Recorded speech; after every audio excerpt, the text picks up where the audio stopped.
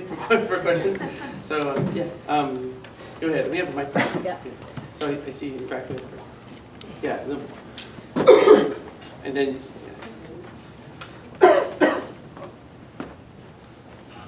Hi, I have a question for John Antonacci. Yes, I really enjoy your presentation, and I think it's extremely important to pay attention to the impact or the possibilities of this sort of ecological fascism nowadays, especially since I read Climate Leviathan, and I think it's in the air, right? And I was really interested in the way you presented this genealogy of Heidegger and Carl Schmitt. And I was wondering if you can tell us something about these more recent spin-offs that came after Heidegger, the post-Heideggerian thinkers that can be classified into even the opposed tendencies. On the one hand, the constructionist French theory, and how I'm thinking Derrida, the construction, Jean-Luc Nancy, and all these deeply ingrained Heideggerian ways of thinking that always privilege attack Marxism from the perspective of privileging this deployment of the history of philosophy as technological will to power, and capitalism being as a species of this ontology, right? And then on the other hand, the radically opposed perspective of the recently fashionable object-oriented ontologies, which are also deeply Heideggerian. I'm thinking Graham Harman and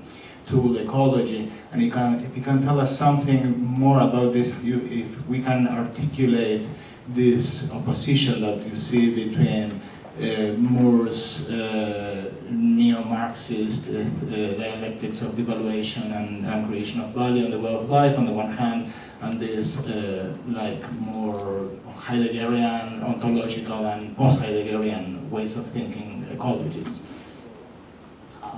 Thank you very much for the question.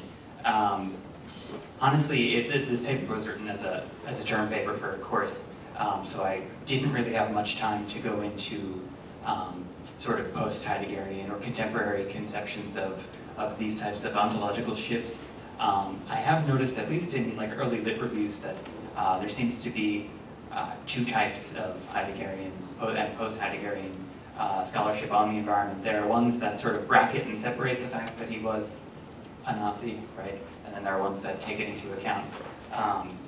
Yeah, I haven't read much about it. It's a good recommendation, actually. I really appreciate it, but I obviously think we need to resist the ones that don't take into account all of the totality of his work. Yeah, thank you very much for the recommendation.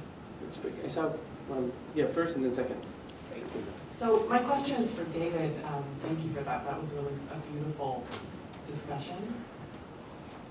Complex, multi-species agroforestry is not something that can just be done without a set of knowledge and practice that goes along with it.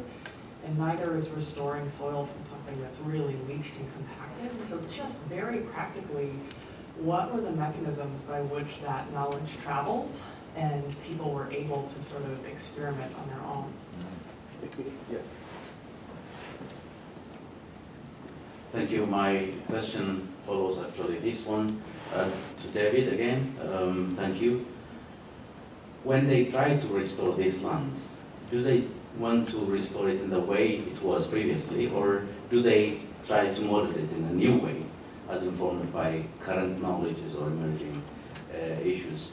And in addition to that, in their connection with La Via Campesina, what kind of support did they receive in advancing their agenda?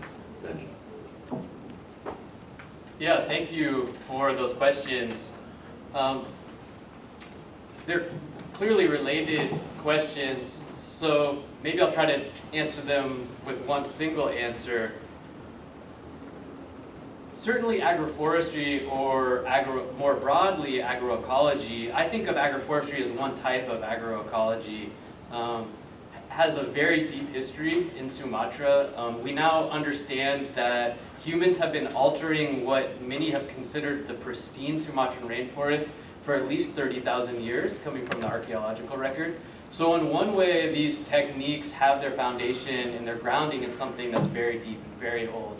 in fact, something that's primordial. I mean, 30,000 years ago, we're looking at scales of evolution that could have occurred with many of these plants and humans. Indonesians, well, let's stay specific to Cassioveira. Cassioveira love to say that they learn to do their agriculture by reading nature like a book, which I think is a wonderful simplification of their approach. Of course, they're inspired by ecological processes that they see happening around them in the rainforest, but I think as our first question alluded to, the actual formation of knowledge that is required to achieve what has happened in Cassioveira goes far beyond that, and there are many ways of institutionalizing and formalizing that knowledge that have occurred. The most kind of, the quickest, the most visible, the easiest to see when you're there is the Pudislat, which is a center for education and training that exists. There's actually a number of them associated with the Indonesian Peasant Union, or they call themselves SPI. There's a number of them scattered across now Sumatra, Java, and eastern Indonesia as well. And these are places where people come to practice these exact techniques. And at the Pudislat that I have visited, people love to say that agroecology is a form of science or knowledge that has been colonized, that has been taken from Indonesia, brought to European and American universities, and is now being reapplied to Indonesia as if it was a foreign knowledge. And so people at the Pudislat locate these techniques that they use in their history of relating to the land as agriculturalists. Now, to not get too specific, I know we're not like soil experts, and I'm certainly not, but here are some key things that they've done to rehabilitate the soil. They thought temporally, so they had a range of species that they would plant over the age of their occupation. So what you planted at first was perhaps a banana clove, and that could do better in the exposed soils and the full sun than, for example, the clove tree that would follow in about year 1 or 2. And then once the cloves had taken hold, avocados would be planted around year 3 or 4. And these were ideas that came from a long experience with these crops and understanding their ecological conditions. They applied green manure, right? Mixing cattle, dung, and green cuttings. Another technique that has probably been in Indonesia for a long time, but was really institutionalized in this Pudislat and their activist meetings. Yeah, there's many examples like that.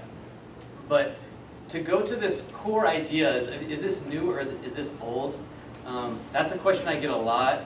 And some people are very quick to throw this out as an old technique, therefore something that isn't relevant to confronting our environmental or land-based problems today. And I would caution, let's not throw out everything that people do just because we find ourselves in a moment of crisis. I think that there are certainly some aspects of what these people are doing that's very old, but also very new.